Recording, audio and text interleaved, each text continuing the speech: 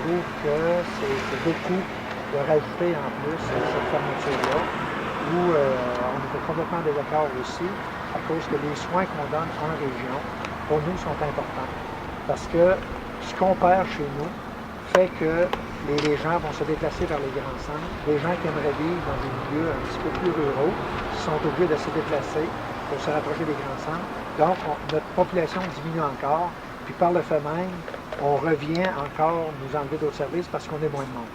Donc, on veut dénoncer ça, pas juste au niveau régional, au niveau provincial. D'ailleurs, M. le préfet de la MRC, qui lui est maire de Lister aussi, il y a quand même une inquiétude lui aussi par rapport à son centre d'hébergement. Fait que c'est pas juste à Saint-Ferdinand que ça se produit. On sait que c'est au niveau provincial, puis il faut vraiment dénoncer au niveau provincial ce qui se passe. C'est sûr que ce qui vient d'être annoncé, ça touche en particulier la MRC de l'Érable, dont j'en suis le représentant. Mais je peux vous dire qu'au Conseil des maires, la semaine passée, ça a été un support unanime qui a été, il y a une résolution dans ce sens-là, pour appuyer justement la municipalité de Saint-Ferdinand, pour voir à ce qu'il y ait des choses de fait.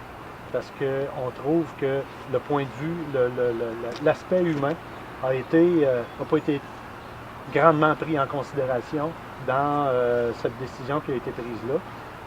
Moi, personnellement, je pense que c'est une décision de gestion et d'administration. L'aspect humain là-dedans n'a pas compté pour beaucoup. Ce qui fait qu'aujourd'hui, dans la MRC de l'Érable, ça vient à l'encontre un peu avec l'optique qu'on a d'une MRC qui veut se prendre en main.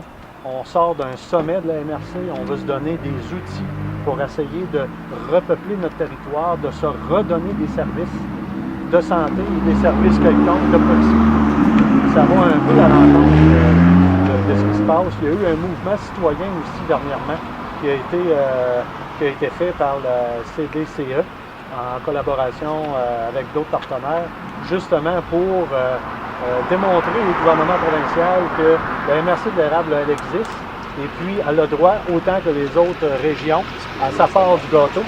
Mais quand il se prend des décisions comme ce qui a été pris dernièrement, je pense qu'il y aurait moyen de voir à ce que ce soit fait autrement.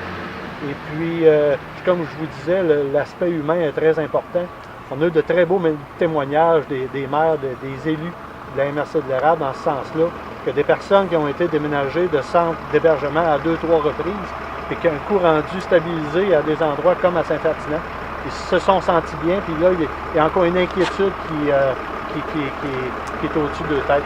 Fait que c'est un peu dans ce sens-là. La démarche de ce matin, moi, ce que je trouve de bien et de beau là-dedans, c'est que c'est des citoyens de la municipalité qui viennent ici pour faire une représentation. Non pas pour manifester, mais faire une représentation et envoyer un signal qui est très très clair.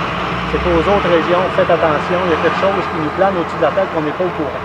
Quand on n'est pas proche des décisions, il nous manque de l'information. C'est un peu ça aussi qui est dénigré. Personnellement, moi, je suis maire de la municipalité de Lister. Il y a le centre d'hébergement des 80 qui existe à la municipalité de Lister.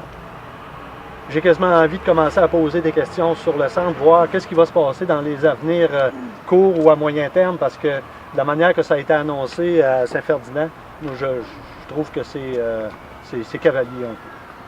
C'est mon intervention. Et on espère que, de tout cœur, que vous pourrez faire quelque chose pour renverser le vapeur.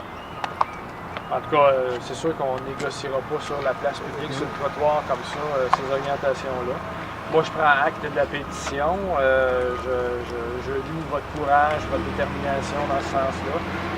Une décision comme celle-là qui a été prise, si on pensait qu'elle pouvait être renversée facilement, on ne l'aurait pas prise, on aurait pris nos décisions. Ceci dit, le conseil d'administration va être saisi de ça et on a pris la décision avec le conseil d'administration.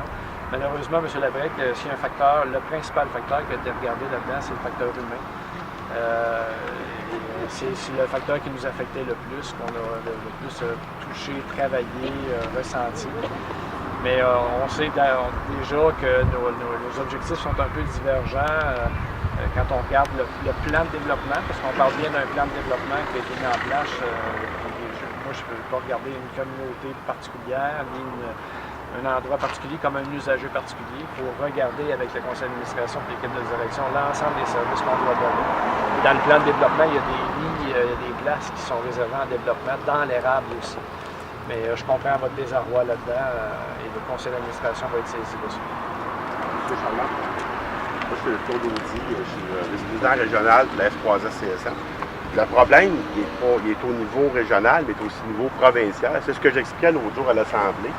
Le problème, c'est qu'à partir du moment que tu mets des critères tellement élevés pour faire entrer une personne âgée en CHSLD, ça prend des déficits cognitifs très importants ou des troubles de comportement majeurs. À partir du moment que tu mets ces critères-là, des centres comme 80 que M. disait à Lister ou les petits foyers qui sont autour, bien, sont appelés à être fermés parce qu'il n'y aura jamais assez de personnes âgées, malgré le nombre de personnes âgées qui ont ces critères-là pour entrer en CHSLD. Fait que c'est le côté public qui va être enlevé, malgré qu'il y a des ouvertures de lits vers le privé. C'est un peu ce qui nous inquiétait, ce que tout le monde, on a expliqué l'autre jour, jeudi soir passé à l'Assemblée. Mais moi, je pense qu'il faudrait que les interventions viennent aussi du CSS en disant, c'est remettre en question tout ce côté-là de perte du secteur public. C'est ce qu'on vous demande. Merci.